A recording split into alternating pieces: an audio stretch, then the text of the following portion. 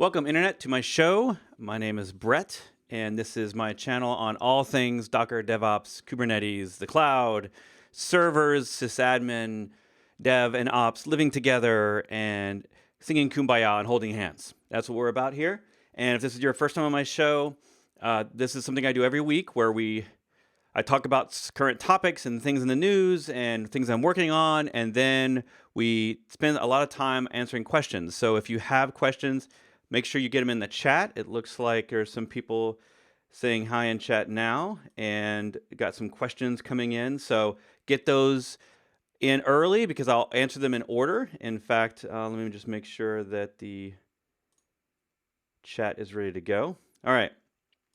So hello everyone in chat, and I'll definitely get to your questions. But first, I want to talk about a couple of things and talk about how this works. And first off, just a reminder that make sure that if you're new to this channel or if you're not subscribed, click the subscribe button and click the little dinner bell here in this channel, and that way you'll get notified every time I go live every week. And if you're working in the DevOps space, if you're learning any of these tools, and let's be honest, if you're trying to be a developer or a sysadmin today, you're always learning. That's a part of your job. So why not just hang out with some people every week and ask some questions, get some things answered, and I will continue to try to figure out those answers for you, provide you some link resources, as well as possibly have some guests. So we had a guest a couple weeks ago. Last week, the guest was my dog, who is currently napping. So I won't unfortunately be able to show you my puppy, but videos of the puppy are coming. We were actually working on that. I was working on that today, and didn't get that quite finished for this live. So expect that soon. Other things going on are the captains are all getting prepared for DockerCon. So I want to talk about DockerCon in a minute. And yeah, take some of your questions. I want to show off a couple of things, environment variables in Docker Compose and Docker files, and how do you manage all your projects with environment variables, and some other cool stuff. So stick around. First off, I have courses and other things on the internet. You can actually see that in the description, brettfisher.com/Docker. That's this little thing down here. Where's that at? Yeah, that right there. That's where all of my paid and free resources are. So there's paid courses you can get there. There are free YouTube videos, including stuff from this channel and other channels. There's a whole lot of guides and resources, as well as information on other projects that I either support or I think are popular, people that need them, tools you need when you go to production and containers, all sorts of stuff there. There's even a section way down at the bottom on Windows. If you're doing Windows containers, that's a new focus of mine over the last year. And there's a bunch of resources there on getting started and making sure you have all the good and best resources for making Windows containers. So I have this Docker page, and you've seen it many times before, but let's jump into it. So let's see.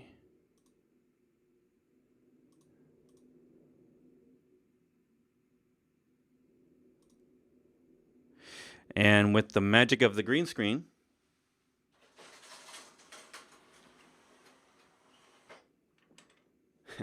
that's always cool. So yeah, you can now see the web page. All right, so my Docker resources are here. This is my site, and I just mentioned all that stuff, so you know about that. Now, on here is something new that was launched several weeks ago.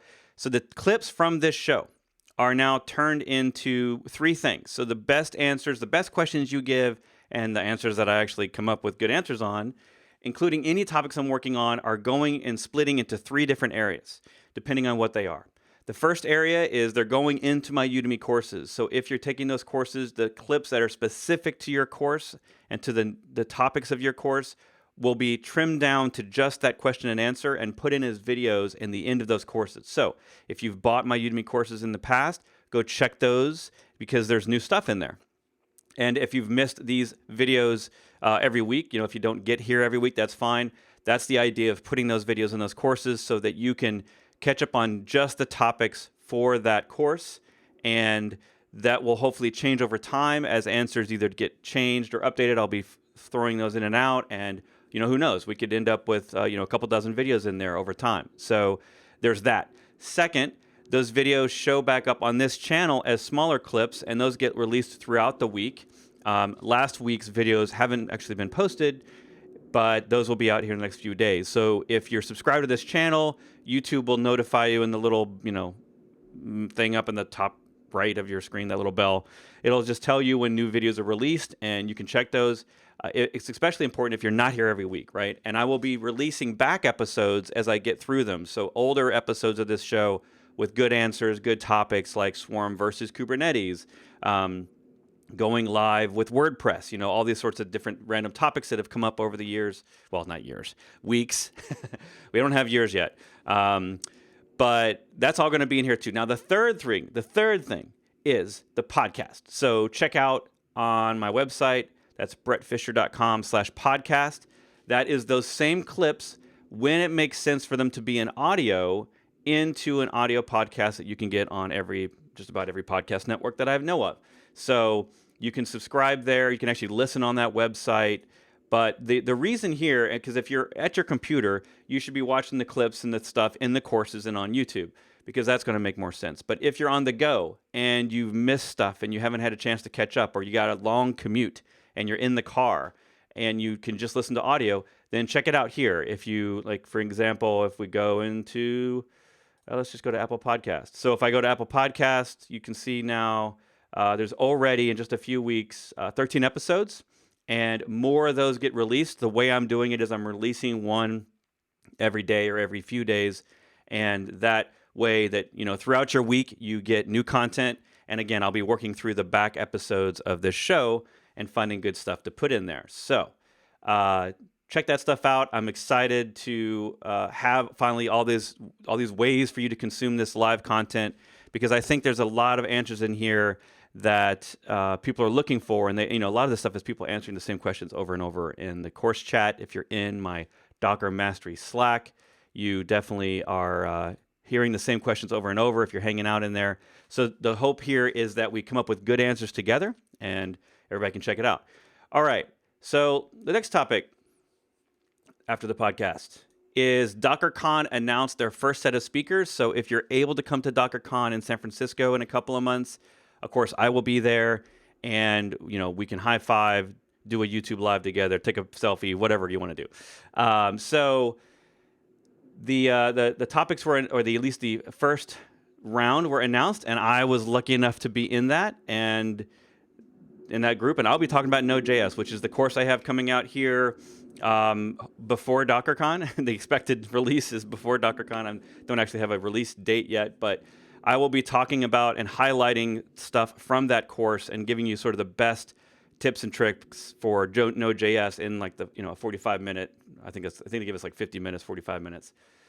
And then there's other great people that were announced in this group. Liz Rice from Aqua Security always talks about, she takes amazingly deep topics around security and the internals of containers, and she makes it consumable to a regular audience. For example, for several years now, she's had a talk, and you can find it on YouTube. So just search Liz Rice containers, and you'll probably find a topic where she has you in Go language in real time. She creates her own container runtime. She basically creates a thing that will run an app in a container without any Docker or any other container runtime, containerd, any of those things on the machine.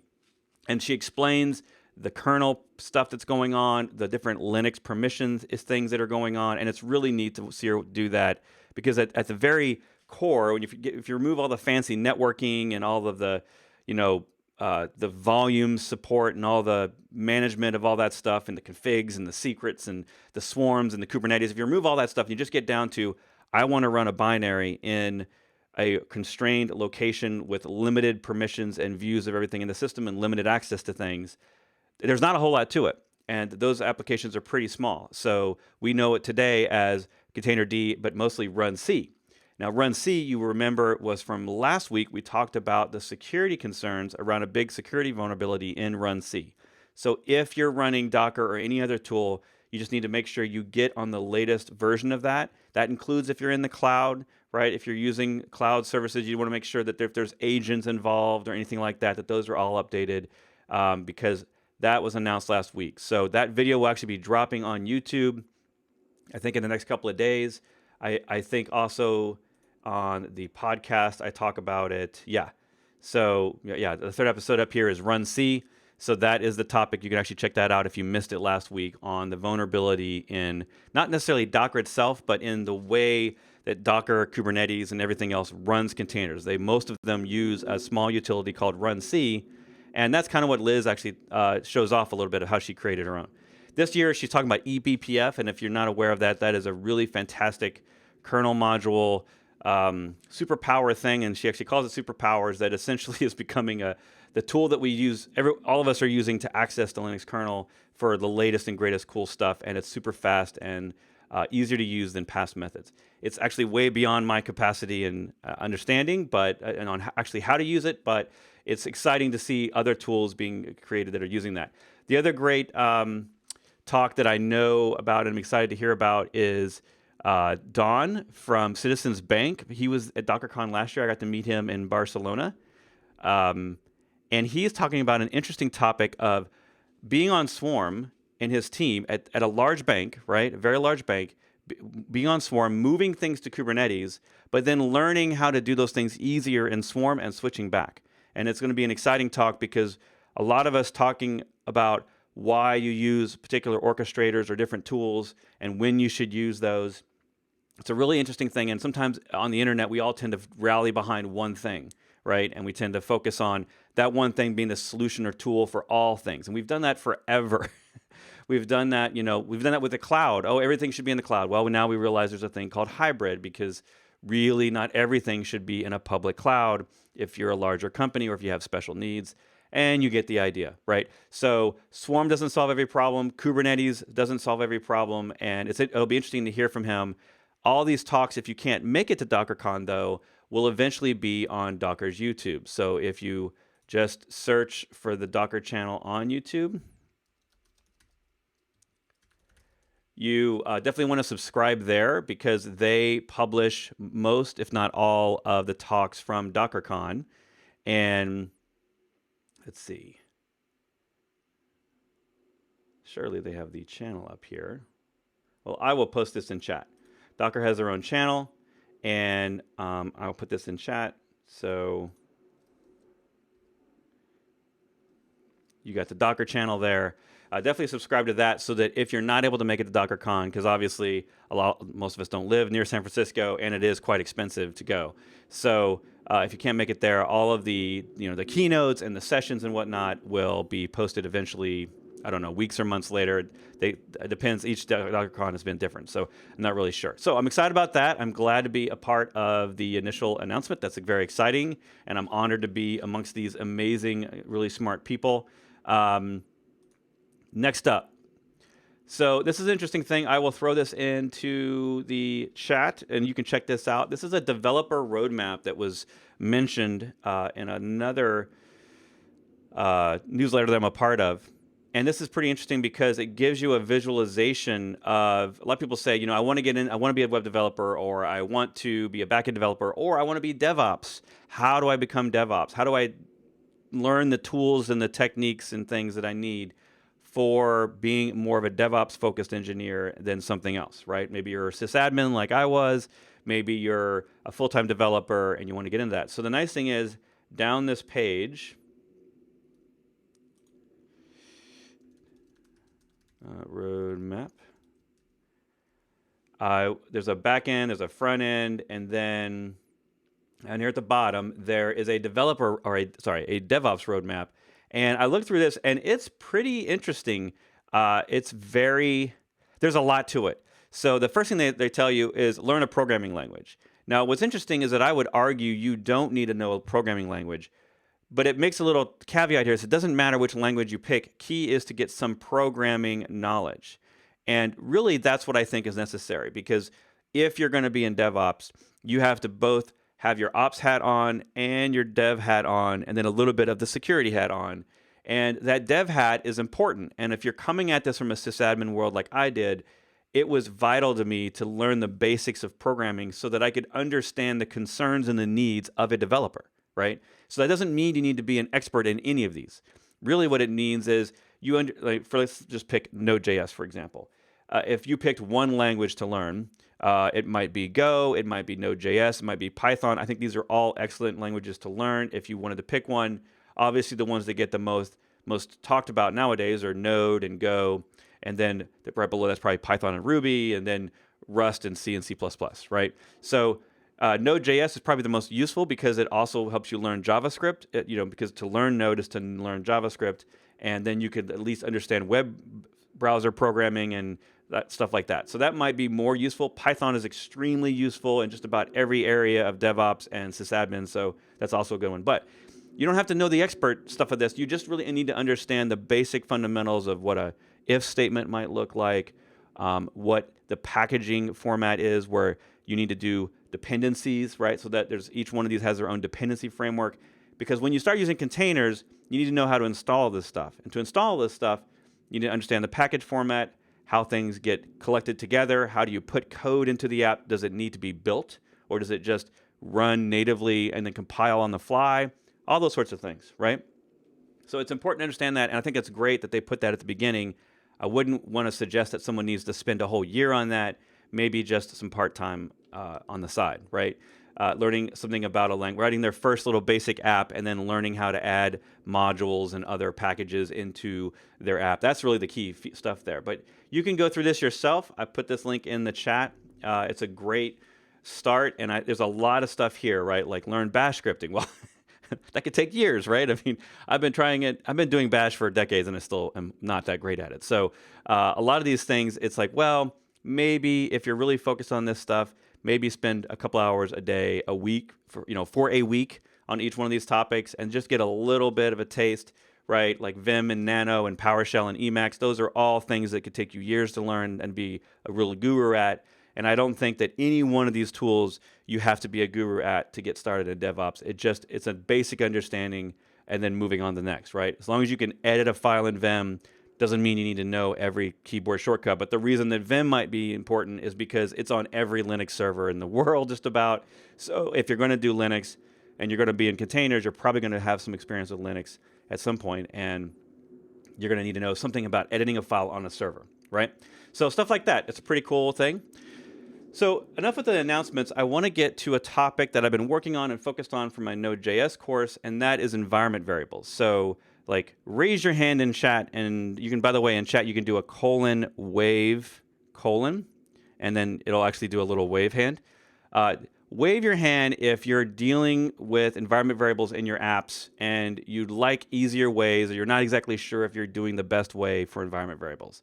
Because I struggled with that for quite a while. I mean, not just in containers, but in all of distributed computing, making sure that all of my apps have at least some consistent way to do environment variables, getting information, secrets, server URL, server DNS names, you name it, all that stuff into your containers.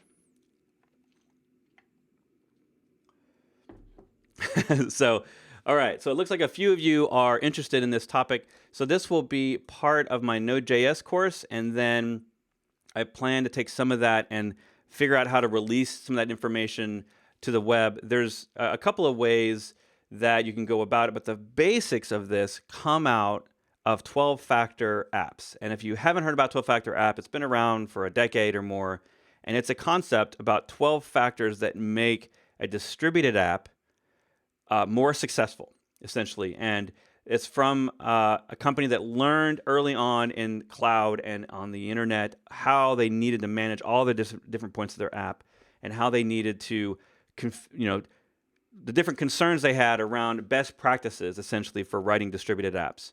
And chances are, if you've got a database on one server and an API over here and a website over here and a worker job over there, well, that's a distributed app. Right? There's lots of definitions for distributed app, but generally most of us today, if you're concerned about containers and that's part of your job and you're running them on servers, you're probably dealing with some distributed apps. So the interesting part about this is the config state. So if we go back to the 12factor.net page, I'll just throw this into chat. You can definitely skim through these later and then dive into each topic when you have to deal with that in your app. But the one that I wanted to talk about today was the config. And config was about storing the settings for your environment. So as you learn, if you've taken my Docker Mastery course, you know that you never want your images or your apps themselves to have hard-coded settings that would be different for each environment. And the environment might mean your local machine, the dev test server, or the staging server, or the production server, or if, like a lot of us, you have multiple levels of production and multiple copies of production, like all these things, if there's anything that might change in there. And that might be memory settings in Java, that might be different passwords for an API, different keys, that might be storage keys for your cloud, that could be anything from just the word of, maybe there's in your app, there's a little flag that indicates which part of the system you're on, and you need that set in a simple little environment variable. All that stuff needs to be pulled out of your app. And one of the rules of 12-factor is if strict separation of config from code, right? And we've all seen it. We've all probably done it. Putting, a hard-coded value like localhost because your app is always running on the same server as your database, but that's before containers. Then you might see a hard-coded app that says localhost in code, right? And that's unfortunate because that makes them very rigid and hard to deal with because now you got to change code just to change the environment. So you don't want to do that. And one of the ideas of this is that 12-factor apps, and if you're following the 12-factor principles, you tend to have a very easy time making them into containers. The 12-factor apps ideally are using everything through environment variables. The reason is because every OS and every system all supports that, right? If you have a Java app over here and you've got a node.js app over there, and then you've got a database app back here that's storing your databases, and you've got a mem cache, you got all these things, every one of those has a different way of consuming its values, its environment variables, right? The settings it needs, the config it needs to get started up, those are all different. And so that can be quite frustrating. So the only thing that's consistent between all of them is environment variables. Every shell supports it. Windows, Mac, Linux, they all support the same functionality. It might be slightly different the way you set an environment variable or clear it, but the key value is the same in all of them, right? So that's a core premise, and that's what you can see throughout the Docker and the container ecosystem, is we've all adopted that as our standard. Now, what that means is like if you have, for example, an application that has a YAML file or an INI or some other sort of config file that the values need to get to, then you have to write a middle layer between the environment variables and then where they're going to go into the app, right? And I have an example of this in my not-so-complete PHP app. So over on GitHub in my PHP app, let me just show you a quick little example, and then we're going to get to your questions. So in here, what I have is a Docker file, and this Docker file does a lot of things, but the things I want to focus on is in this Laravel app, I have defaults that I set in the Docker file for environment variables. Now, the reason and the way that I'm setting them here is I prefer that the settings here default to working in a production environment. It's up to you whether you say, hey, look, these defaults are just going to be the average production values, or you might say, hey, these are going to be the average developer values. I prefer them sort of defaulting a little bit to the production-y side of things. That way, I can override them with the compose file locally in my local machine, no problem. But it's up to you how you do that, but you definitely want to create consistent ones here that make sense from the get-go. Now, you're going to overwrite a lot of these with other ways of setting it, either through the Docker run command or through deploying a Swarm or a Kubernetes deployment, or in your Docker Compose YAML file, you will override those, right? You can even overwrite these at the shell before you run those commands, and it will suck those in. You can also, if you're using something like Docker Compose, you can set a .env file that in the PHP world is actually a standard, that it will work and suck that in the YAML as well. So you can see that I have these here, but obviously some of these go into the app. They might go into different files. And let's back up a second. And I'll show you the next part. So those are embedded in the Docker file when the image is built, right? Now, when I want to look at my Docker Compose file, this is going to be used for local settings, right, when I'm doing development. And then I can look through here, and you can see that I'm setting them all, and maybe either setting them differently. I don't have to override them if I don't want to, but in this case, I'm choosing to set similar ones as an example. If I didn't need to override the ones in the image, I might just leave a lot of these alone. So there's that, right? So I'm setting them here, and now these will be used on container startup. So if I wanted to change them, I have to restart the container. I don't have to delete the container, right? I just have to restart it. So you can use Docker Compose to do that. Then the next step is maybe, let's see. Oh.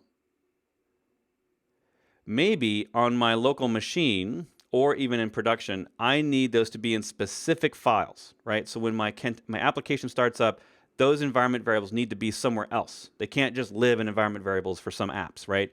I would call these legacy apps or traditional apps where they're not looking to environment variables by default. Now, if I was creating a new app, my goal would be that looks to environment variables, and maybe there's some config file or something that the app uses, but I'm overriding those with environment variables automatically. So the idea is my app is smart enough to say, hey, if there isn't an environment variable for this, I will use this default from this file. But if there's already an environment variable set, I will use that. Now, if you're familiar with Swarm and Kubernetes, you know that once we get into secrets and configs, we can start overwriting those entire files and providing passwords and secrets as individual files. So you also might want your app to be aware of those. But if you're not building your own custom app, and you're using maybe stuff from Docker Hub or official open source, then what you need to look at is providing an entry point script. Now, the way that gets run is in your image, you set the entry point script you want it to run, and it will run that at startup. And what you can see here is a very simple example of me writing the environment variables and some other hard-coded data into a specific file on startup simply using a bash script, right? It doesn't have to be fancy. You can use other methods to do this as well, but it tends to be in the Docker official images. This tends to be the standard, right? So in this case, I'm taking environment variables that were set either in the Docker file or the compose file, which overwrote the image Docker file. It'll take those, pass them into here, and then this will echo that stuff out to a file inside my image. So this is for a legacy PHP app that expects a PHP FPM config file, and I need to set certain config values for FPM that are unique to each environment. In this case, these are actually how much I want the FPM system to grow and how many sub-processes I want it to spawn, stuff like that, right? So that would be different on local development versus production. On production, I want it to grow a lot, right? So you would change that stuff here. And this is how you take those legacy apps and make them work. Now, you can see this stuff in official images because that's how a lot of my stuff I learned from. So if I just went into the MySQL, you can see how they did it, which is exactly the same way. MySQL needs things in a config file, right? It needs settings that are dynamic at runtime. So if you looked in the Docker file for the official MySQL, and you scroll down, you'll see that, yes, it does set some environment variables here, but it also has an entry point script that it copies in, it links it to a specific location, and then it adds it as the entry point. So the command here is the CMD, you can't really see it. The CMD is for just MySQL. The entry point technically runs as before that, and then it passes execution to the CMD once that script is done running. Now, the way that I find that script in here is I just go up one level in GitHub, and I click on this 8.0, and then I will see an environment variable. Let's see. And now we have the shell script that's run every time MySQL starts, right? And in here, it does things like take environment variables and make them available for the app. In fact, it's smart enough that if you add a little underscore file on the end of an environment variable, it will take whatever is in that file and turn it into the environment variable, which is great for old applications that still need secrets and API keys and all that stuff. And if you're using Swarm secrets or Kubernetes secrets, those things are provided as, they can be provided as files. Now, you can always use stuff like Vault and other fancy systems that aren't necessarily file-based, but in containers, we tend to use things as files, and in Linux in general, we tend to use things as files. So you're passing these things in as individual files, and then this little bit of shell script, which is open source, which means you can copy it and put it into your app, you can use that to copy the environment variables out of the text file and then stick each one of them in an environment variable named appropriately. And that way the app down later can have environment variables that are written into config files for the app, and everything's wonderful, right? And this would change on every start of the app because the environment variables might be different, and then it would rewrite those, and that's how that works. So hopefully you understand those steps. There's a lot more to it. There's actually, let me get you real quick, there is a great little summary of dealing more with environment variables inside of Compose. It's an article I wrote. Let's see if I can get the link here.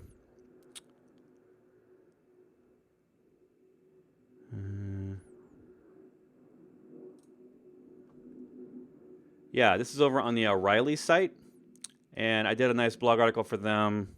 Well, I think it's nice, but you know. It's up to you to think if it's nice. And it talks about Docker Compose because a lot of what we're dealing with for developers especially is the local config. How do I make my config specific for me? And one of those things is an override file, which I unfortunately don't have in this PHP example. I don't think. I don't have an override file. But I should. That would be another thing to add into here. But in here, I put that in chat. Check that O'Reilly link out because I talk about 3 different things in Compose that will really help you up your game on managing configuration and reducing replicated parts, right? Templating means you can add specific parts in the top of your Compose file and then repeat without having to repeat those over and over again. So if you have lots of the same environment variables because you're doing microservices and you have maybe 20 microservices in a Compose file, templating is for you. This is another thing that will really save you some time, and you can have all the same parts that need to be repeated over and over again at the very top of your Compose file. And then this is just a YAML thing, really, the templating. And then you can then insert that on each service at the appropriate time the way that I do here. There's other stuff in here as well. I encourage you to check that out, including how to use environment variables inside of Compose files, not just for setting environment variables in the image, but also anything else you want to change in your config file at runtime. So check that stuff out. I hope you like it. All right, so now is the time where we get to your questions. Hopefully answered some of your questions about environment variables. If you have more of them, please stick them in the chat and I will get to them as we go through. And I'm going to scroll to the top and we'll get through some of these questions. And if you didn't know, this is your first time hanging out, if I don't get your question because we have too many questions, don't worry. I hang around in chat after the hour or hour and a half is up, and then I answer those questions in chat. So if you have to step away from your desk or if you got to go back to your work or whatever, making dinner, then just leave this browser open and you can come back and scroll through the live chat later. Of course, this video will be reposted back to YouTube once it's processed. So in a few hours after this, it'll be back up on YouTube. So you can always watch it there after the fact. I have, in case you haven't, if you're someone who's watched my other videos, my old videos, I have fixed the live chat. The live chat doesn't always show on past recorded videos, so I've kind of changed the way I do things, and it will now show up again. So let's talk through the questions. Hello, everyone, at the beginning. Looks like a lot of people learning the wave emoji. That's good. Ron says, so I'm setting up a Docker Swarm in AWS GovCloud. Because of policy limitations, I need to do this from scratch by hand. Any guides or suggestions on the easiest way to do so?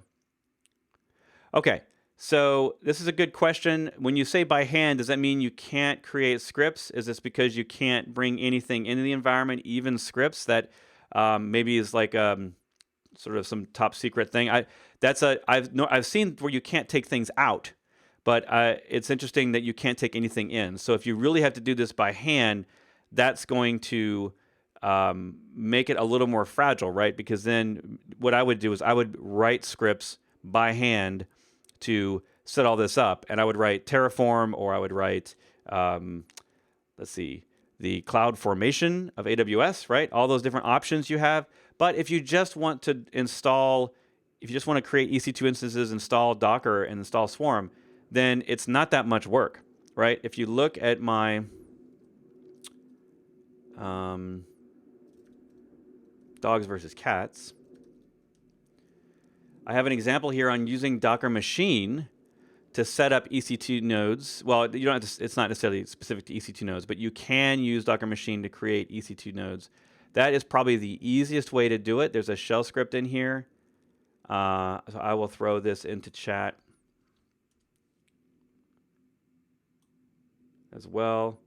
So go check out that sample script. But essentially, installing Swarm, we're talking about this down at the bottom. If you're just installing Swarm, it's the easiest orchestrator to install, which is follow the Docker guidance on Docker's documentation on how to install Docker, the latest version, on your specific server.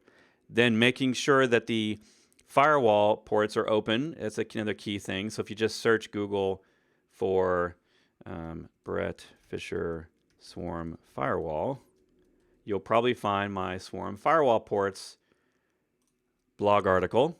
And that blog article, which I will post for you, is the essential ports you need between the nodes in your Swarm so that it works. And I actually give it here in the AWS security group format as well, so it makes a little more sense when you're looking at that page on AWS. And then after that, once you've got Docker installed, then all you're doing is a Docker Swarm init, right? So you just make sure that the Docker command works, like a Docker version works. And then you can see here, after I've created my Docker machine, by the way, you can install Docker manually or just have Docker machine, which will create the EC2 service for you based on your parameters and then install Docker for you. Either way is fine. I think if it was me and I was in a gov situation like you're doing, I would probably write all this down in a shell script and run that shell script, not using Docker machine, but creating EC2 instances with the AWS command line and then installing Docker with the appropriate permissions. That way, when you need a new server, an additional server in your Swarm, you already have your method for doing it, right? And you just run that script. And that's, to me, reproducibility and having the consistency of reproducing your builds. That's a key feature of getting to infrastructure as code, which is one of the things we do in DevOps. So if you're trying to get more of this into DevOps, you definitely want it to be reproducible over and over again. And you want it to be shareable so that someone else in your team can do the same thing you did without having to just read notes on a notepad, right? And so the other thing here is it's just a one-liner to create the Swarm. And technically, it's just Docker Swarm init. Now, if you have multiple NICs, you're going to need to specify the IP of the NIC you want to use or the NIC itself. So this is a little more complicated of a script because it's using Docker machine to create a bunch of machines and then automatically link them together in a Swarm, making them managers and that sort of thing, right?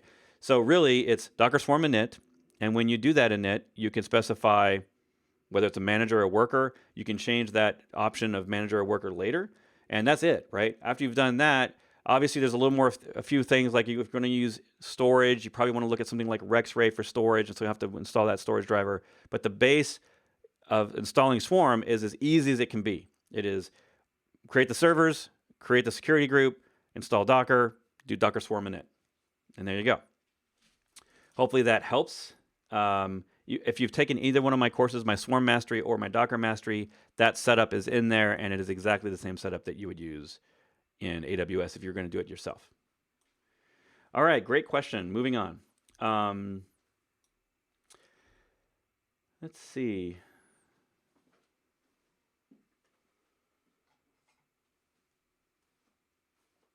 Hound. Question. Can you deploy a Docker with a FQD in? I'm assuming that's what you mean. Fully qualified domain name. I am trying to deploy a test chef environment, and one requirement is for the servers to have a fully qualified domain name. All right, so yes, that would be a host-specific setting. That is not something that you would set necessarily in Docker. That's not Docker-specific. That's something that when you create a machine and you're controlling DNS somewhere else, you set the DNS there. So I'm not sure what you mean exactly. If you're talking about a container, the container itself is on a Docker network, and you don't necessarily have fully qualified domain names there. If you publish them on the port of the server IP address, then they are the same IP address as the host server. So whatever your external DNS is that you were using Puppet to access these machines, then it would just use the host IP, right? And the host name or whatever you wanted to give DNS for the host name of the physical machine or the VM that you're running in, right? Docker, the containers inside Docker, they don't really need fully qualified domain names because you can't necessarily route into them from the outside by default. Of course, this all depends on what type of networking driver you're using and other little options. But if we're talking default, you're creating a container in Docker, it's in behind a NAT firewall, and the only way to get access to it from the outside is to publish the port, which means it's on the IP and the port of the host. So you would use the host DNS. Hopefully that helps. Thanks, Rob. I appreciate the feedback. Wow, Rob says, turned your app into over 200 containers. That's great. That's a lot of containers. Brian asks, is it possible to build and run Docker images from a config file? Brian, I think I need you to clarify that question. I'm not sure what you mean by config file. A Docker build command can be used inside of Compose, so technically you could use Docker Compose with all the build options in the Compose file, and like the which Docker file to use, any sort of specifics you need around that build. You can see all of those in the Compose documentation on Docker documentation website, docs.docker.com. In fact, I have that page bookmarked. It's one of my most favorite pages on Docker Hub. And if you see underneath here, there's a whole section on the build options, like arguments during a build that you can change, the context of the directory you want to look in, the Docker file to use, all that stuff. So then you could just type Docker Compose build, and then it would build that image for you with all the options. Obviously, you could write a script that runs the Docker build command for you with all of the options you need inside that command. So you can also do Docker Compose push. Once you've built that image, push it up to a registry based on the image name you give it inside of the Docker Compose file. So Docker Compose can definitely simplify it. And if you were asking about, essentially, I think what you're asking is, how do I make Docker build commands easier? And that is to use Docker Compose. All right. Cody says, any suggested resources for the DCA beyond your courses, which I have also watched? Thank you. Also suggested Docker Captain resources you like. So DCA, you will see a blog post on my website about DCA, and that is all I have. Essentially, in my mind, the DCA is a very practical exam, so you need to have experience with Docker, which you get in my course, but you also need to have experience with Docker Enterprise, which means you need to get a trial license, download that trial, install Docker Enterprise on whatever stuff you have, either in the cloud or locally in Docker machine or whatever you want to do, and learn Docker Enterprise, because the DCA is about not just the free open source tools, but also heavily relies on the paid tools. So if you just searched, this is also the last lecture in my Docker Mastery course, but if you just search Brett Fisher DCA, you would probably find the blog article on DCA certification. And my advice still stays the same. It's been a year and a half since I took it, but my advice is all in here. Basically, Docker gives you a PDF outline of everything you need to know, and it's very good. It is very complete because I'd used that to study, and I learned every single thing that I didn't know in there that I needed to know, about Docker Enterprise especially, and some of the security features like Notary that I don't cover in my course because I don't cover the paid tools in Docker Mastery. So once you're done with Docker Mastery, you're probably about 60% there. Then you need to go learn the GUIs, the UCP, the DTR, and then learn some of the extra security features like notarizing your images, basically signing your images and getting them into a registry signed and that sort of stuff, right? So I'm thinking about doing a DCA study guide course. So let me know in chat if you think that that's valuable, and I would probably not put that on Udemy. I'd probably put that elsewhere and make it sort of a rapid fire study course, assuming that you've already learned Docker and Docker Enterprise and all the basic tools you need, then you're getting close to taking the test and you want to go through all the different study guide stuff that they give you line by line and have me explain it and you work through some examples. If you're interested in that, let me know because I'm considering that being a future course that I make. And of course, I will talk about that here when I make that decision. But if you're interested, let me know. Hopefully that helps. Let's see.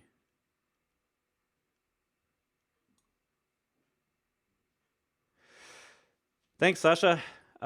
Saying thanks so much for your work. I discovered Docker and it makes my life and work so much easier and faster. Thanks for your courses and I learned a lot. That's great. That's exactly why I do this, because I did this very same thing 5 years ago. I found Docker and was like, I realized that it was the next wave of computing. Basically, containers are the next wave of computing, that for infrastructure people like myself, sysadmins, that containers were going to be the new default, right? We may not put everything always in containers, but just like the cloud nowadays, if you're in a company that's adopted the cloud, one of your questions is, can we or should we put this in the cloud by and then we have to come up a reason to basically not put it in the cloud, right? So a lot of people still do on-premise, but once you've fully adopted the cloud, the decision factor sort of becomes, well, we're going to do cloud by default, so we need a real reason to put it off of the cloud into our own data center. Just like with virtualization, right? Most of us virtualize by default, and if we have to have bare metal, then we need a special reason for that. I think the same thing is going to happen to containers. In fact, in a lot of places it already has done this, where you say, okay, that's definitely going to run a container. If you don't want it in a container, you have to come up with a good reason for not putting in containers, right? So I think that that's the next big phase. If you're interested in my story on that and why I think that those are all big trends in the industry, you can actually check out I think it's on YouTube. Why Docker, why now? I will put this link into chat. Why Docker, why now? Which is a part of a talk I give at companies and conferences that are, for executive level people that are new to the concepts of containers and Docker. I use this as a way to help them understand the business value and the technology shift that this is really going to take place as a part of all the container ecosystem tools coming out, right? So yes. Not a question, but a good topic. I definitely want to get it into the hands of more people, so that's how this course got started. Let's see. Steven says, I use Docker volumes with a container. I want to put stuff into the container on the host at runtime. Can you comment about best practices for pulling content into the volume on the host? So yes, if I needed to do that sort of thing where every time I start a container, I need to manage stuff outside the volume and inside the volume, essentially two things you need to do there is you need to bind mount the host stuff as well as mount your volume, right? So you have those two locations that your container can see. And then you need entry point scripts, like we talked about earlier with the PHP stuff. You need an entry point script there that does all the proper logic for what you need to do, right? If you need to copy stuff in, but only if it's not there to begin with, maybe you're using tools like rsync or just simple copy commands. You're using various Linux tools or Windows tools to copy those files and to do what you need to do with your data on startup, then that's all got to be in an entry point script. There's not really any Docker automated way to handle that advanced logic. Some people, for example, realize that with volumes, when you first create a volume, it copies stuff out of the image into that volume if there was anything at that same path in the image. Well, that's a neat trick, but it doesn't really usually solve the whole problem for everyone, because they realize later if they need to update those files from the image into the volume, Docker doesn't do that for you. It's only going to do that on volume creation as a convenience. Doesn't completely solve the problem. And of course, with bind mounts, that there is no copying, there is nothing, because you're basically linking or making a shortcut essentially between the data on the host and in the container. So there's no there's no copying at all, right? So if you need all of that, you're basically putting it into an entry point script that starts and then passes execution once the script is done to the CMD where your application should start. So hopefully that helps.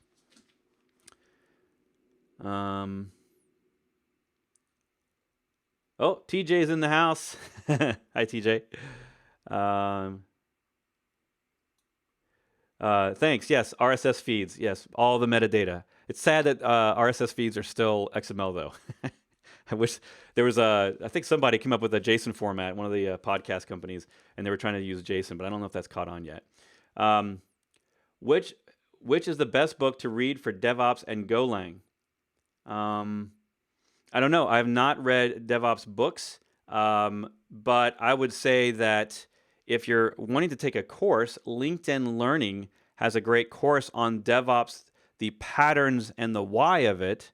So let's see. Let's see, DevOps, I think LinkedIn DevOps Learning.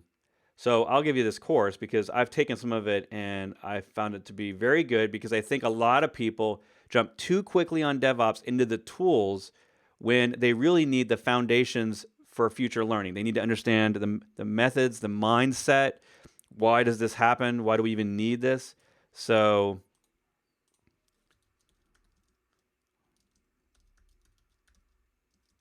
there's that. Oops.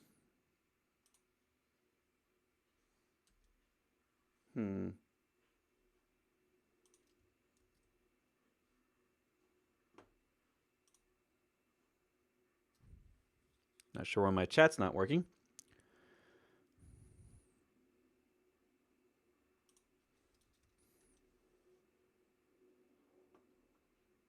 Oh, that worked. Let me try that link again. Yeah, I don't know why it's not letting me put a URL in. All right, well, I don't know. Let me actually close that and bring it back in. 1 second. Chat's not behaving.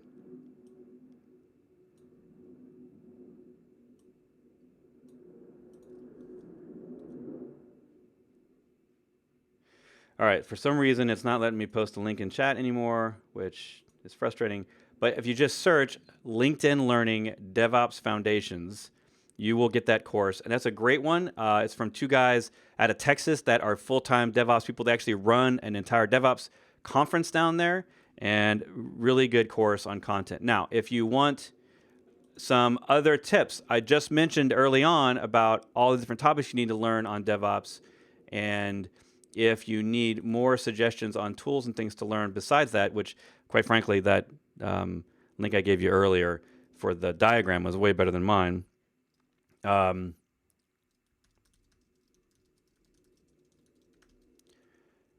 There's this thing I get from GitHub. So on my AMA, which if you didn't know, I have an offline AMA that's not YouTube Live, but it essentially is people asking questions on GitHub, and then I answer them when I get a free moment of time, and that way everybody benefits from the discussion.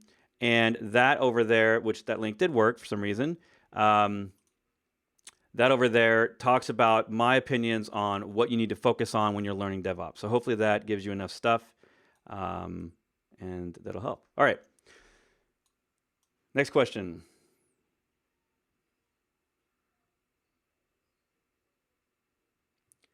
All right, Satya asks, I have an idea of a question about if this is even possible. I would like to create containers with game servers to make them more stable and that not everyone gets disconnected when something goes wrong.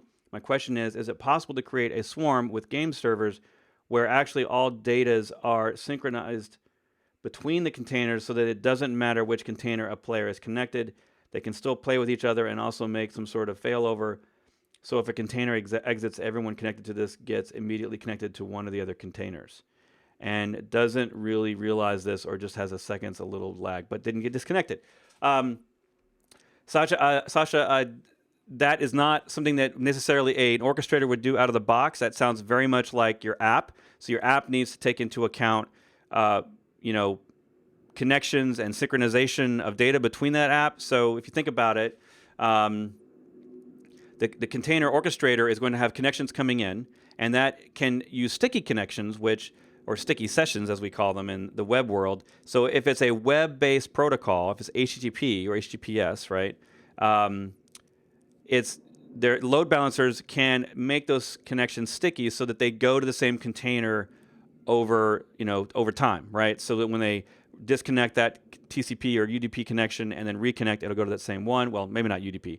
TCP, because UDP is sessionless. So TCP, which I'm assuming your game would use, then yes, that would work. But as far as data synchronization in your app, that would be specific to the data layer. Like there's no orchestrator that automatically synchronizes that. So you're going to need some more stuff. There's a lot of tools and layers that you're going to have to get going to make all that work. The questions up there are, what is your database? What kind of storage is it using?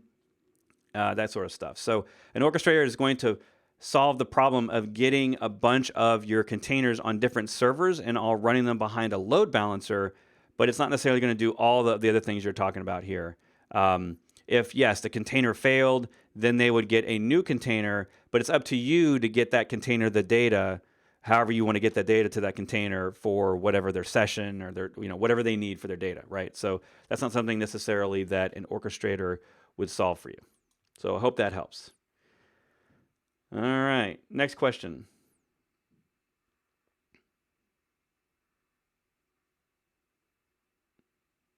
Let's see, throwing this out there. Michael, what's up, Michael? Michael Irwin's on the call. What is this, a conference call? Another Docker captain. What should not go into environment variables? Ooh, are you baiting the question to see what people come up with? What should not go into environment variables? Well, so one of the reasons that Docker and Kubernetes and other tools have created these ways for us to put secrets into files is so that they don't have to be in environment variables. So ideally, if you're creating your own apps, if you're managing your own apps, you're keeping those secrets out of environment variables, not because necessarily environment variables are inherently insecure. It's because with environment variables, we tend to leak them, right? They tend to show up in logs because maybe we do an environment variable dump somewhere in our config, or we do, if you've ever done like a PHP, There's a PHP test command, PHP env, or I can't remember what it's called anymore. Someone I'm sure on here is going to remember and tell me. But where it'll dump your configuration to a web page. There's stuff like that. And then if there's any secrets in any environment variables, they will be exposed there. And you may not intend that, especially if they leak into logs or into monitoring systems somehow. And if you have errors sometimes, if you've ever had applications where if you set it to debug and it errors out, this is the true thing in .NET, where it will then put a whole bunch of information on the screen and might leak environment variables on the screen because you forgot to lock it down into production mode. So there's all sorts of ways that environment variables can end up in the wrong hands. So a good first step on not putting stuff into environment variables would be the secrets. And with Swarm and Kubernetes, you can keep those in files, and that way you can teach your app how to just get them out of the files. The next step there is if you can get them from your secrets and config files into the files that the app needs. So instead of storing an environment variable that then eventually gets, like I showed the example, eventually gets written to a file, you could use configs and store the configs and secrets in files, and then they go directly to the files that maybe MySQL or your app need, right? And so they never technically get into environment variables. So at least not on the server itself, right? So that's a great topic. I'm glad you brought that up. But the thing is I could probably write an entire course on configs, secrets, and environment variables. Basically all the things you need for an environment and how to deal with them, right? And I think even if you go to stuff like Vault, where now you're talking about a secrets API that you're calling, it even gets more complicated. So definitely there's lots to talk about there. And if anyone has good resources that they like, feel free to throw them in chat, or throw them in the comments of the YouTube video for later. All right, good question, Michael. Good to see you.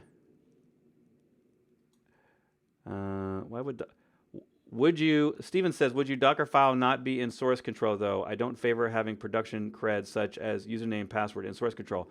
That's why those values are just defaults inside of your Docker file, Steven. You wouldn't put real secrets in that file, right? Like you can see the one in my example, it's just, over here, everything in the Docker file is just examples or samples. Now, if it's a simple number or something that just needs to be set, and there's a default, a sort of reasonable default like these right here, these PHP FPM settings, then sure, put in the production ones that you prefer, and then you can overwrite them as needed. That way you don't have to set them every single time manually. But yeah, if you go down here to any of these ones that are unique to a specific app or a specific environment, I'm just putting in dummy values here. I definitely don't recommend that inside of your code repo you put in your secrets and your URLs and environment, domain name settings and stuff like that, right? I agree. But your Docker file itself would be in with your app. Yeah, that's where you want to keep it. All right, good question. Good question. Yeah, I mean, unless they're encrypted, right? You could do hashing on them if your app accepts that sort of thing, but I still wouldn't keep them in there. I keep environment settings elsewhere, but you do need defaults. And what I tend to do in a compose file with Docker Compose is I set defaults that work with a local developer out of the box. So Docker Compose up would just work for them. Now, it may mean they need to get a .env file from somewhere else, maybe a secure store where you have sort of developer secrets, that sort of thing. But I really work hard to also not include that. Like ideally, if you're a local developer, you have everything you need locally. You don't require remote APIs and remote things, and you hopefully have sample data and things that could just be on your local machine, and you don't need a lot of secrets that you have to worry about. You just have dummy values for everything, and you can just get by locally. Obviously, not all of our apps can do that. That's sort of a utopia. So you're going to have to come up with a different way to store those secrets. And that's why there's so many of these ways to set environment variables at runtime so that you can keep them elsewhere and then just get them in at the last second through the environment variables. All right, good questions on environment variables. I'm glad we've got this topic today. Let's see. What is the simplest way to implement the env file? I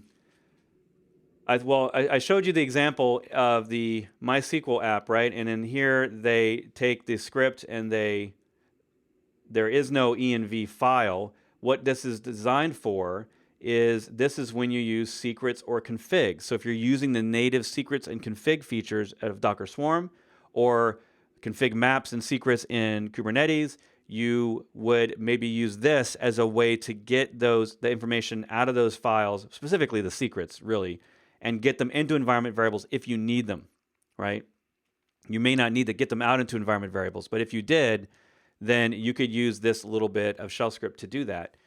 I hope that answers your question, but there's no need to create a specific file exactly. If you're talking about how to do Swarm secrets, because Swarm secrets create files for you, then check out my Docker Mastery course at the URL brettfisher.com/docker, which is down in the description.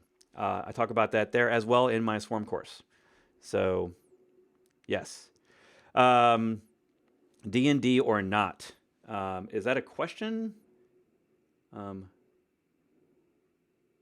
D or not? If you're just asking whether to Docker and Docker, sure. Yes, Docker and Docker is a thing. Docker out of Docker is a thing. All those things are fine in certain contexts, right? A lot of times you need to run tools in containers that have more access to the host. So running that, doing Docker in Docker is fine. In fact, if you use Play with Docker, the Play with Docker website is Docker in Docker, and that's used by people all over the world every day. So yeah. Let's see. Is there any app that helps to auto app based on the request on Docker Kubernetes? Is there any open source tools? Is there any app that helps to auto app? I don't know what that means. Sorry, you're going to have to ask the question again. Is there any app that helps to auto app based on the request? I'm not sure what that really means. Sorry. Can you ask it a different way? Next. Someone. Have you ever gotten so drunk that you woke up naked on the side of the road, covered in blood, and couldn't find your car? No. But thanks for that question. Are you happy that I read it aloud? Let's see.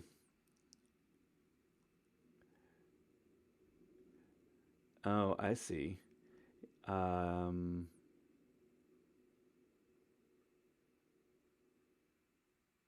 Check traffic. Yeah, you might check traffic. I went to Digger Docker from.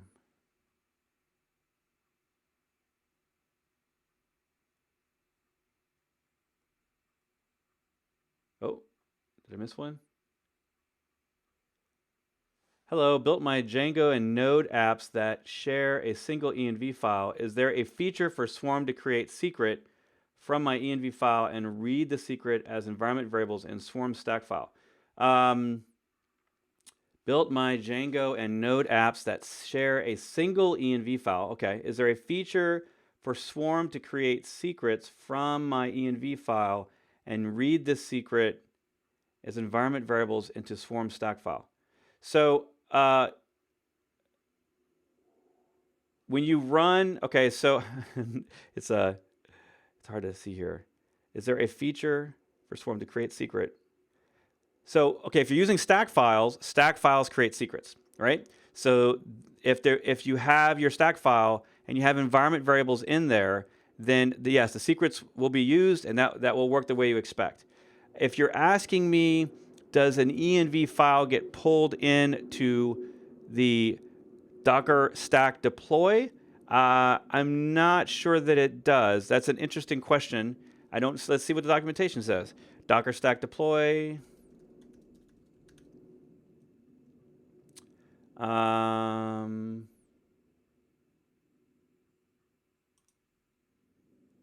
let's see if it mentions env. Okay, it doesn't.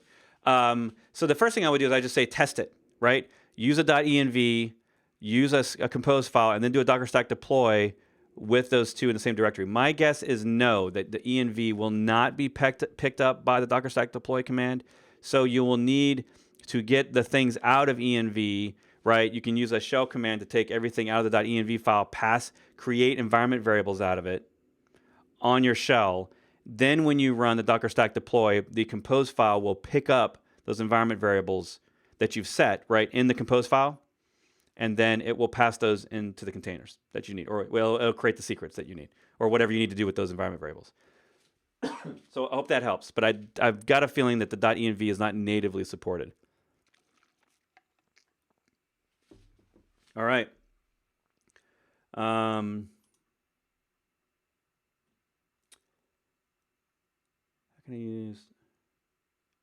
How can I use Docker secrets inside production containers as environment variables? Because if I know correctly, the secrets are stored in a specific path. I don't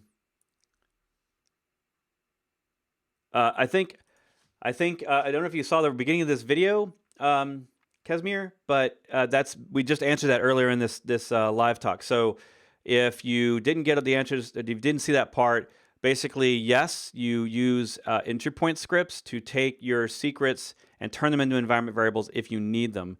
And you can use the MySQL official repo as a way to do that. They show an example here inside of their both Docker file and the entry point script. So if you missed that part, you can either try to back up in this video live. I don't know if it'll let you do that, or just come back to this video later because it'll be republished on the channel, and then you can see me talk about that stuff and show off a little bit of how it works. So, good question. Matthew says, Windows shared mounts are so slow, especially when you get a lot of files. How would you set it up so that developer can work with the data and keep it synced, but not be 10 to 60 times as slow? I don't know. Symfony console commands are literally 10 times as slow on a shared volume as opposed to a normal Docker volume.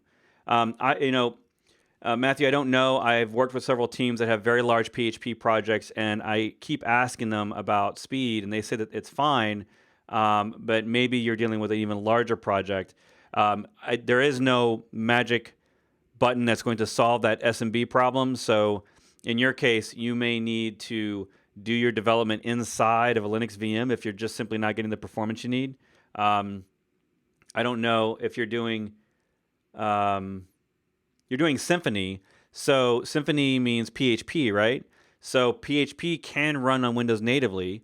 I don't know if you'd be willing to develop on Windows in a native Windows container, but that might help because that would not that would mean a different PHP executable, obviously, and you would deal with some different things between development and production. But I'm just spitballing here because I really don't know of a magic way to make it, because the way this works is that shared file connection between the Linux container and the Windows host is using SMB or CIFS. and that's a network file protocol that you can't. I mean, there's limits to it, right? So the first thing is you definitely got to be on a machine with SSD, right? So the developer I'm working with, if they're not on an SSD hard drive, then that's the first thing that's going to greatly improve performance there. I don't care what you're doing, SSD will make it, lightning fast. Unfortunately, the benefits that we have on Mac with the performance tuning for the file system won't work on Windows, because on Mac and Linux, they both share similar file systems and similar Linux-like concepts, and Windows and Linux don't. So I haven't heard of any big performance gains in Docker yet for that kind of stuff. I know that that's one of the reasons that they chose Hyper-V as a virtualization platform, was to get tighter integration between their Linux VM and the host OS.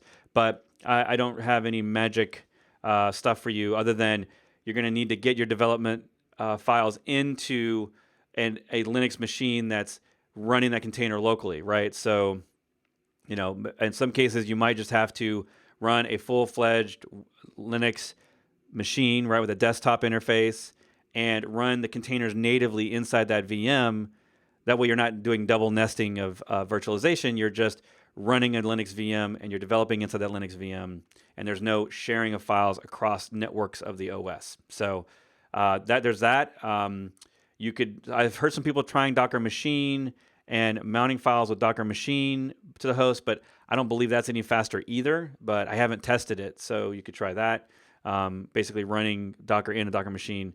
And of course, the internet's probably going to know more than me on that, because I haven't had any very, very large projects like that have had that kind of problem. So sorry about that. Good luck. And yeah, that's a hard problem. All right. Let's see. Okay, so I'm getting feedback that the DCA course is good. Yeah. All right. Well, if you like the DCA, then I'll keep considering it. Let's see. Yeah. Thanks, Michael. Thanks for the feedback. And Biker's saying, I think Stack does not support .env. That's why you went to config. Yeah. Yeah. And now, lately, in the last version, I don't know if it's 1809, but now configs can actually support secrets inside them. So you can use secrets inside config files for templating. So that's really cool too. That way you don't have to store your secrets inside of configs that aren't encrypted, and you don't have to store all your configs in the secrets just because you have a secret in there. So yeah, Matthew says, I'm on Hyper-V and I appreciate the feedback. Yeah. So yeah, I don't think there's any secret button to make that better. And I haven't seen anything in a Docker either talking about that. All of their stuff on the blog that they did a year and a half ago was about Mac file performance improvements, because it's a tighter integration. And unfortunately, on the Windows side, they don't have that yet. But you never know. Like, the Windows team keeps coming up with new stuff every 6 months for Windows 10, and Hyper-V has gotten a lot better. The networking has gotten better. So they might come up with some new ability to mount the local disk into the Linux VM natively and essentially give you near native file performance. The other thing that is a big issue on Windows with bind mounting your code is into the Linux container is that you don't get those file, you don't get the file sync commands, the IO commands, so that you basically have to do polling if you're doing something like nodemon or the Webpack stuff. If you're doing that, you've probably experienced that you have to do legacy file polling, which is also a little bit slower than getting native file IO events.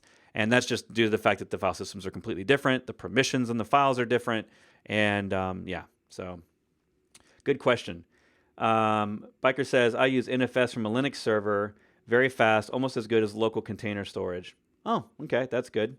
I guess you do a remote Linux server to store your files. You must have a fast network. Let's see. All right, so I'm going to wrap this up because we're almost about to hit an hour and a half, but I'm going to answer a few more questions. Could you share some insights on IPv6 with Docker? Have you worked with it? I have not had any clients that I've worked with that need IPv6, not in containers at least not in the containers themselves, right? So there might be some sort of IPv6 tunneling that they're doing because they're going across a network that's running IPv6, but Docker itself out of the box supports IPv6. A lot of people, there's a long thread on Docker on the Moby repo and GitHub because the swarm overlay networks, which is where it takes a bunch of different machines and puts them all in one bridge network essentially, that default driver doesn't support IPv6 out of the box. It was designed just for IPv4. I don't know. I saw some PRs lately that they were working on some IPv6 stuff in Swarm and libnetwork specifically. Libnetwork is the Docker stuff for IPv6. So if you look at not specifically the IPv6, libnetwork is the module that Docker has stored all of their networking related stuff. So if you're using Docker or using Swarm, the networking stuff, the bridge stuff, the overlay stuff, that's all in this library. And I gotta get my words out. And so this would be where anything related to IPv6 would be dealing with it. So there might be someone on here that can point you to some references, but I don't have any out of the box. I just know, one, it works with Docker, but two, doesn't work with Docker Swarm overlay networks. And when you think about it, it's really not just the engine, but it's the different network driver you are going to use. And you have lots of driver options, right? You have host, Mac VLAN, none. The default bridge, you have overlay, and those are just the default built in. You can do other Docker volumes plugins. In fact, if you go to Docker Hub, you can search for plugins and look for network driver plugins that will give you other types of networking, like Weave networking, which is a different way to do networking in Docker. So you can look at those to see if they support what you need. So hopefully that helps. All right, let's get one more good question in. Can you share some insights?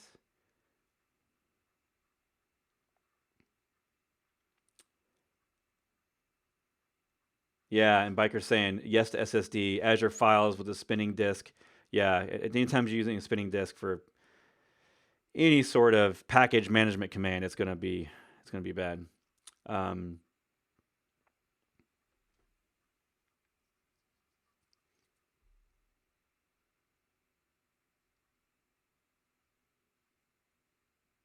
So on the IPv6 stuff, Michael's putting in some good info. So if you're interested in the IPv6 stuff, keep reading in the comments. All right, so the last question is there a way to automate creating and running a Docker from a running Docker? So Brian, I'm not sure what you mean by running a Docker. Are you talking about running containers from inside another container? Because when you say Docker, I'm thinking you're talking about the Docker engine itself. So are you talking about the engine, the daemon that runs Docker, or are you talking about containers, in other words, the applications you run? Let me know in chat real quick, and then I'll hopefully answer your question. Yeah, oh, okay, inside gigabit network, yeah. Yeah, I mean, and gigabit network is, I think, minimum for anything you're doing file-based over a network, right? And the trick with AWS is by default, a lot of the cheaper servers in AWS are far from gigabit networking. So that's one of the ways that you can really get in trouble if you're doing, EFS, which is their shared file solution. You can get really in trouble real fast with that if you're doing cheap servers, and they will end up having only a few hundred megabits of file performance, like that. So Brian, you said yes. Sorry, I need more information on that. I'm not sure what you're yesing to. I asked several questions there. So let me just give you a couple of examples, and hopefully they'll get you close to what you need. I think whatever you need is probably a way to do it. If it's probably been done before in containers. I can make a Docker that can make other Dockers on the fly. Again, I don't know what you mean by Docker, okay, so let me back up and define some terms real quick. So the Docker engine is the application, the daemon that runs in the background and runs containers. And the containers themselves, your applications, we call those containers. They come from an image, right? That image is the file format for storing all of your application and its dependencies, and then that creates a container. The way you're using the word Docker is not, we don't actually call it that. We don't call the containers a Docker, right? We call them a container that are being run by the Docker engine. So if you think about those two concepts, if you're asking me how to run a Docker engine inside a Docker engine, then ask me that. If you're asking how to run a container from another container, then that's a different question. So make sure you got your terms right on that, and then it'll help clear me up on what exactly you're asking. Let's see. A container, not a Docker. Okay, so great. Thanks, Brian. So running a container from another container, yes. So that is a very common example of how you might control Docker from within a container, right? And if you look at my dog versus cat repo, and let me jump back here to this example. This is an example of being on a swarm and running a container with a compose file that then controls, excuse me, that then controls the host Docker by bind mounting the socket. So the way that you control a Docker engine, there's 3 ways, and the first way is a socket file. So if you're running a container and you need to control the Docker on that host, you would bind mount this socket, and then you could run Docker commands against it. And your app, if you were running an app in that container, it could use the Docker API, the HTTP API, and speak to that over this socket connection. Okay? And so there's lots of apps that do that. In fact, if you're looking at any management app like Portainer or what's the other one? There's another one like Portainer, but there's lots of other apps that manage Docker's Enterprise Edition. They all manage the Docker engine running on the host from within the container. And that means, for one, that you can create other containers from your app in that container. So hopefully that makes sense. Now, there's something else called Docker in Docker, which is running the engine inside a container of an existing engine. And that's a different thing, but it works as well. You just search DIND or Docker in Docker, and that helps you sort of nest the layers of Docker engines running. But if you're specifically asking just, how do I create other containers from in a container, this is how you might do it, right? And I could just run in this command, I could just run any Docker command I wanted, and technically the Docker on my host would create that container or run that command for me, right? So that's hopefully going to answer that question or get you closer to your goal. Thanks so much for watching, and I think this is a long one, an hour and a half, and you had some great questions today. I will be back here next week on Thursday at the same time, similar time, maybe not exactly the same time, but watch my YouTube channel because I always schedule the events, so you can always see that. And if you subscribe and click the bell, then you will get notifications when I go live and you can jump in. As always, I will keep these videos posted back up to this YouTube channel so you can watch them later, and they're available now on my podcast and in my courses and all sorts of other places. So thanks again for hanging out, and cheers. I'll see you next week.